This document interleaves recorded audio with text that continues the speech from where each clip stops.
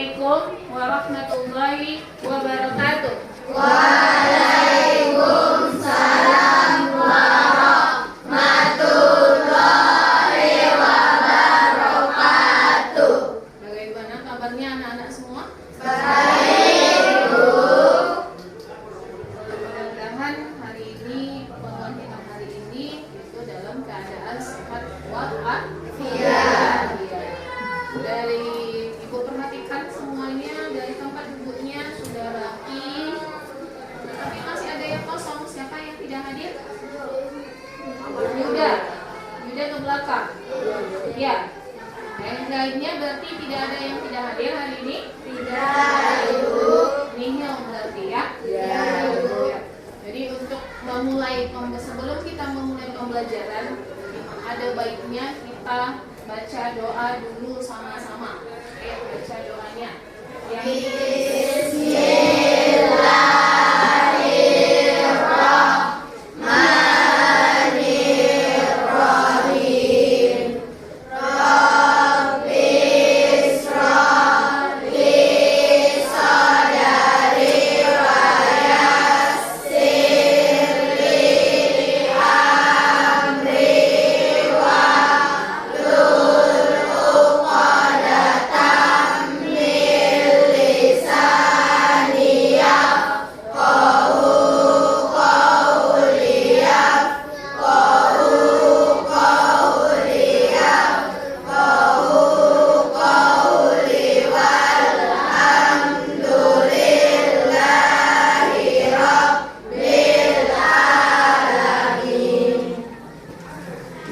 Dari pembacaan doa tadi, mudah-mudahan kita diberikan keberkahan dan kemuliaan dan juga mendapatkan ilmu yang berkah untuk hari ini. Ya, jadi pembelajaran kita hari ini yaitu mengenai Thaharah.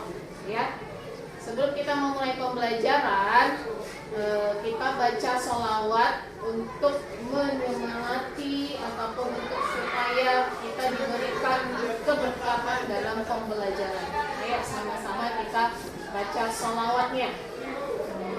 Allahumma sholli sholatan kamilatan wa sallim salaman tamman ala sayyidina Muhammadin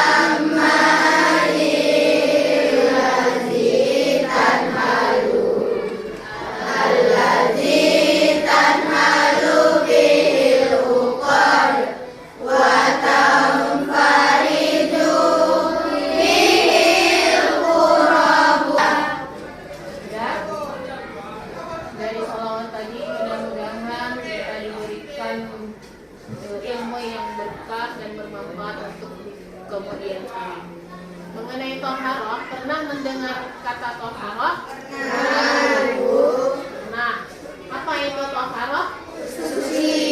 Bersuci. Pentingkah itu bersuci? Penting, sangat penting, apalagi di dalam kita akan melaksanakan ibadah. Kalau kita ingin melaksanakan ibadah, contohnya apa? Sholat. Dalam sholat kita harus terlebih dahulu melaksanakan bersuci seperti apa itu?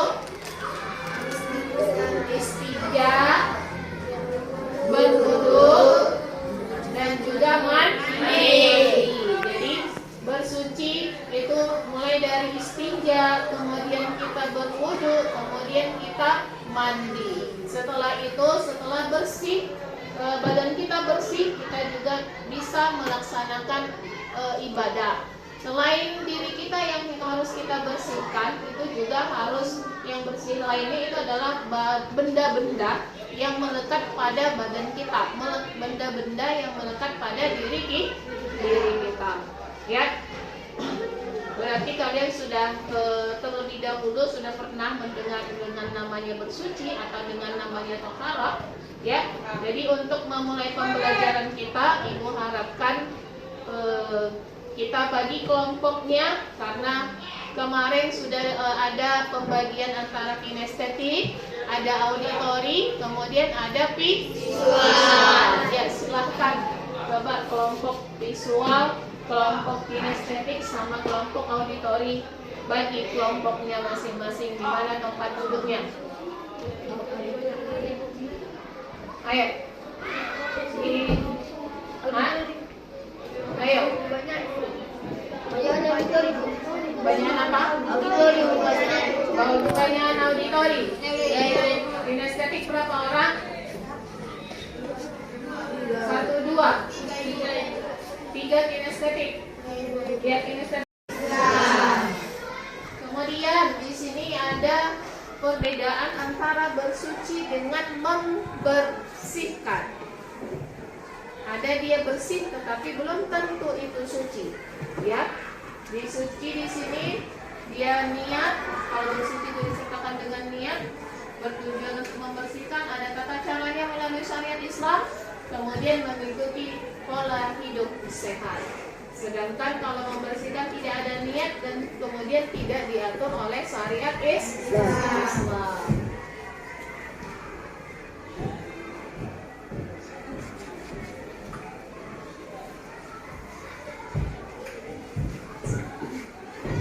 Bersuci itu ada 2 macam, yaitu ada bersuci secara lahiriah dan bersuci secara batiniah. Ya. Bersuci secara lahiriah yaitu meliputi kegiatan bersuci dari najis dan hadas. Itu secara lahiriah. Bersuci dari najis yaitu yang untuk membersihkan segala bentuk kotoran yang melekat pada badan atau yang ditempati. Kemudian bersuci dari hadas adalah menghilangkan atau membersihkan hadas dengan cara berwudu atau mandi. Kemudian kalau dia batiniah berarti sifat-sifat dengki, sirik, ya, takabur, hasud, nifaq dan riya. Itu secara batin. Batin kita itu juga itu harus kita bersihkan. Jangan ada dengki, jangan ada sirik, jangan ada riya. Ya, itu. Jadi kesimpulannya, bersuci sudah pasti menyertakan perbuatan membersihkan diri, tetapi membersihkan diri belum tentu termasuk bagian daripada bersuci. Ya.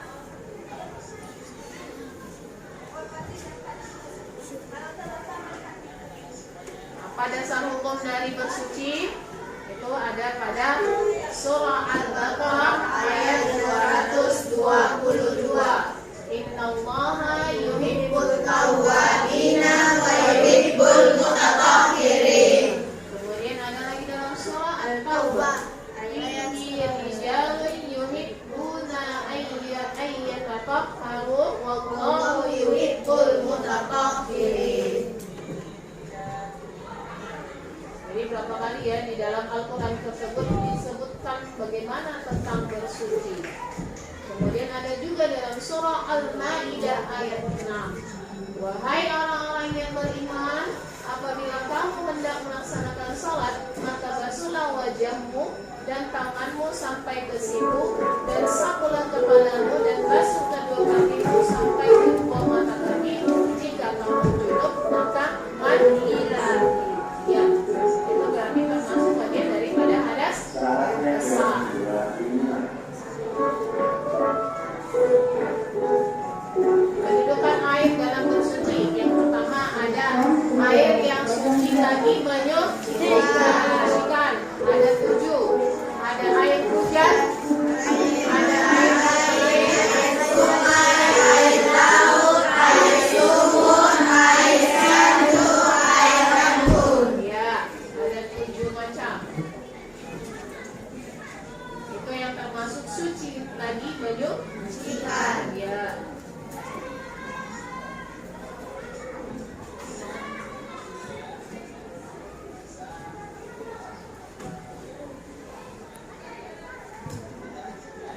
Air suci tetapi tidak mensucikan. Ghaira mutahhir. Apa saja air yang termasuk ghairu mutahhir? Yaitu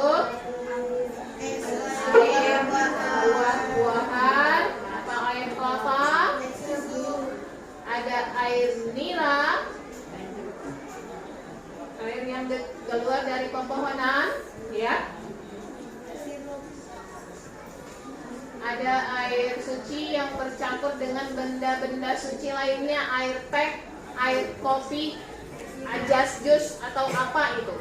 Dia termasuk suci, tetapi tidak bisa untuk mensucikan, ya. Itu namanya ghairu mutahhir, ya. Kemudian selanjutnya ada air mutanajis, air yang tidak halal untuk diminum dan tidak sah digunakan untuk bersuci. Airnya sudah berubah warna, kemudian ada bau rasanya karena sudah terkena najis. Namanya adalah air mutanajis. Yang kedua ada air yang sudah berubah warna, bau dan rasanya, tetapi jumlah airnya sedikit, kurang dari 2 kula, ya. Yang selanjutnya ada air mustakmal, yaitu air yang sedikit ukurannya atau kurang dari 2 kula dan bekas pakai telah digunakan untuk bersuci walaupun tidak berubah warnanya. Air ini tidak boleh digunakan untuk bersuci karena dikhawatirkan sudah terkena kotoran atau najis yang dapat mengganggu kesehatan. Misalkan bekas wudhu itu jatuh lagi ke ember, kamu gunakan lagi, itu sudah termasuk air mustakmal, ya. Air yang kurang 2 kula. Jadi 2 kula tersebut kalau kita kilokan adalah 2,5 kg. Apapun kalau di Blitar adalah 270 liter. Ya, itu itulah yang disebut dengan 2 kula. Kemudian terakhir ada air musammas. Ada air musammas. Jadi Ibu minta untuk mempresentasikan dari yang sudah dikerjakan ini, ya. Ibu akan pilih perwakilannya 2 kelompok. Ibu pilih dari yang terbaik.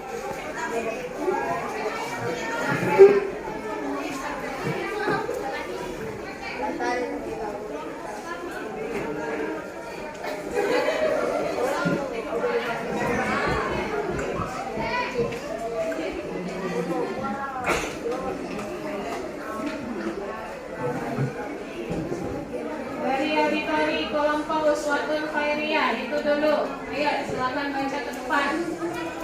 Siapa yang bacakannya ke depan? Uswat. Ya.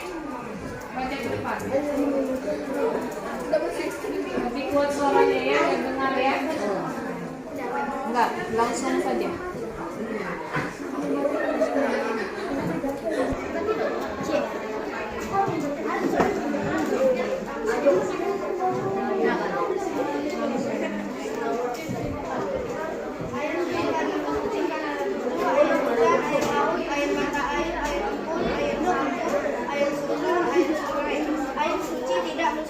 Contohnya air buah-buahan seperti air kelapa, air perpohonan contohnya air nira, air suci yang telah bercampur seperti air kopi dan air teh. Air mutanajis adalah air yang jatuh padanya najis. Air mustakmal adalah air yang sedikit ukurannya yang kurang dari 2 kula. Air musammas air yang dipanaskan di bawah terik matahari yang berada di bejana selain emas dan perak, tanah atau debu. Dapat dipakai untuk bertayamum jika tidak menemukan air. Batu dapat dipakai untuk bersuci ketika tidak ada air dan batunya harus dalam keadaan bersih. Tisu dapat dipakai untuk bersuci ketika tidak ada air dan lebih baik dipakai tisu kering. Daun kering dapat dipakai untuk bersuci ketika tidak ada air dan daunnya harus dalam keadaan bersih dan tidak berduri serta tidak membuat gatal-gatal. Ya, benar. Untuk kelompok auditori perwakilan dari Uswatun Khairiyah. Satu lagi dari auditori juga, yaitu kelompok dari Saskia Cika, Alia, dan Alia Watia. Siapa perwakilannya ke depan? Siapa perwakilannya baca ke depan?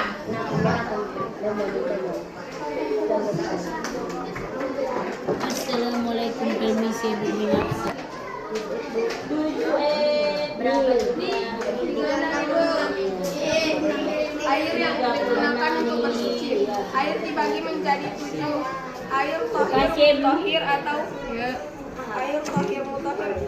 1 air sungai, 2 air mata air, 3 air sumur, 4 air salju, 5 air embun, 6 air hujan, 7 air laut. 2 air mustaqil yaitu air yang kurang dari 2 kula dan bekas pakai untuk bersuci. 3 air mutanajis adalah air yang terkena najis. 4 air tohir wa mutahhir adalah air yang suci tidak menyucikan. 5 air musyammas adalah air yang terkena sinar matahari yang diletakkan di wajan yang bukan bahan emas dan perak. Tanah bisa digunakan untuk berwudu yang disebut tayamum. 3 batu bisa untuk membersihkan kotoran. Batu yang digunakan adalah 3 atau lebih. 4 tisu membersihkan kotoran. 5 daun bisa membersihkan kotoran dan daun yang kering dan tidak berduri. Ya, dari tugas yang diberikan tadi, jadi ibu simpulkan ini anak-anak ibu semua sudah mampu atau sudah bisa membedakan antara air apa saja yang bisa digunakan untuk bersuci, kemudian selain air benda-benda apa saja yang digunakan untuk bersuci, ya. Dari ini semuanya ibu lihat anak ibu sudah paham tentang alat-alat yang digunakan untuk bersuci. Siapa yang mau menyimpulkan materi kita untuk hari ini? Siapa yang mau menyimpulkan? Ayo, belakang. Siapa yang mau dari kelompok auditori belakang? 1 orang. Tentang alat-alat bersuci. Ayo, siapa tunjuk tangannya? Ada yang mau? Tidak? Jadi kalau tidak ada yang mau, ibu simpulkan bahwa alat-alat yang digunakan untuk bersuci itu ada beberapa macam. Ada yang namanya ada air suci lagi bersuci, mensucikan. Kemudian ada air ghairul mutahhir, ada air mustaqil, ada air kemudian ada air mutanajis. Selain itu adalah selain air yaitu benda-benda padat, batu, ada kayu, ada daun, ada rakit, dan ada juga tisu. Benda-benda tersebut yang digunakan untuk alat-alat bersuci sebelum kita melaksanakan ibadah. Ada lagi yang mau ditanyakan? Sudah paham semua? Kalau ada lagi berarti cukup sekian pertemuan kita pada hari ini. Kita baca dengan Alhamdulillahirabbil alamin. Jadi untuk pelajaran selanjutnya coba dibaca pelajarannya, yaitu mengenai hadas dan najis, ya, untuk materi kita minggu depan. Assalamualaikum warahmatullahi wabarakatuh.